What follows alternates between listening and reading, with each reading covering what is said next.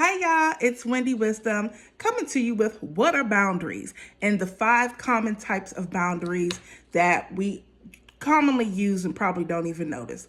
Okay, so boundaries are nothing but limits that we use to facilitate how we have relationship with another person.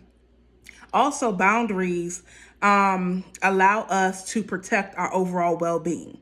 And so it prevents you from hurt, harm, or emotional damage, right? If you want to preserve your relationship, your friendship, your business relationships, your practices, boundaries are the thing to put in place to help you out. So in order to set effective boundaries, you need to know who you are. You need to know what is it that you want. What are your expectations?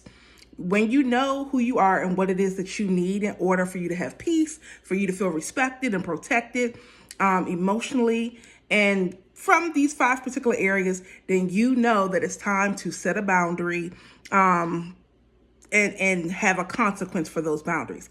Okay, so again, remember I said boundaries are limits that help us facilitate how we have relationship with one another. And so here are the 5 types of boundaries that we commonly should have in place in these areas. The first is physical boundaries. That is personal space, your body, and privacy. So with your personal space, always, I don't like anybody being in my face right here talking to me.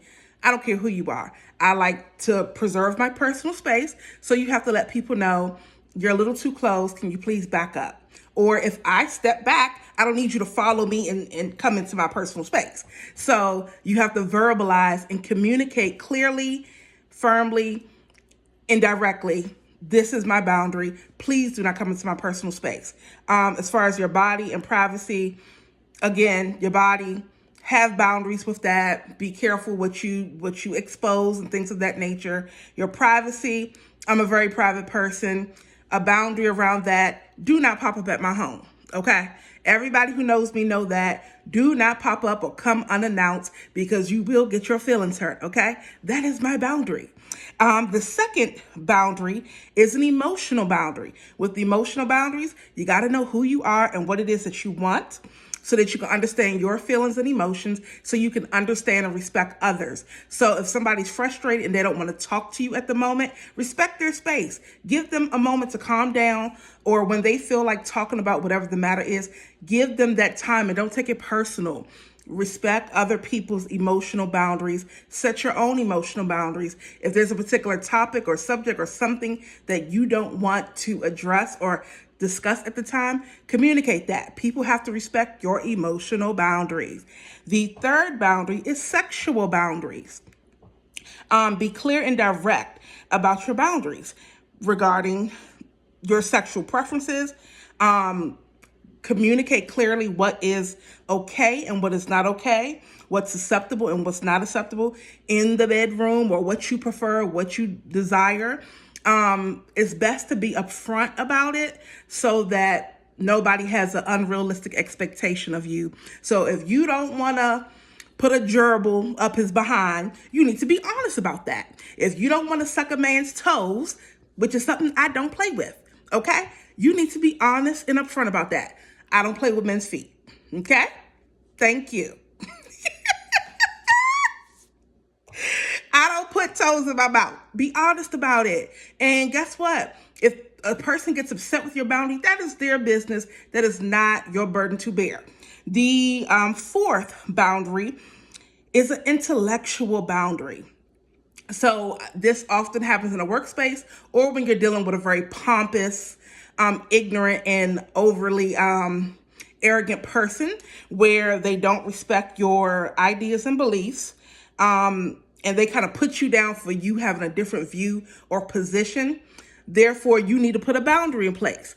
I've had to put a boundary in place with the old manager. You have to put a boundary in place when you feel like somebody's being dismissive to you and your intellectual processing or reasoning. They can communicate that they don't agree or that you're a little off in your perspective, but they don't have to be dismissive or disrespectful. So set a boundary to protect your overall well-being. And the last common boundary is financial boundaries. We all should have a financial boundary with ourselves. And with the financial boundary, you have to lay out your expectations with yourself or with a partner. If you're sharing accounts with somebody, lay out what the expectation is. What amount is to be set aside for savings, emergency funds, bills. Set a boundary. If you're having issues with one another about the finances, set some clear boundaries. 10% is put to the side for XYZ. 25% is used on XYZ. Be very clear, be very direct, set your boundaries, be prepared to put a consequence in place. Like for instance, with the emotional boundary. If you call me out of my name and I've asked you not to do it and you do it again, I can no longer associate myself with you. That is a boundary. When it happens, restrict access in interaction with that person. Because if you don't stick to your boundaries, people will continually disrespect you and take you for a joke. You have to stand firm in the consequences. Hope this was helpful for you guys. Set those boundaries to protect your overall well-being. Bye, y'all.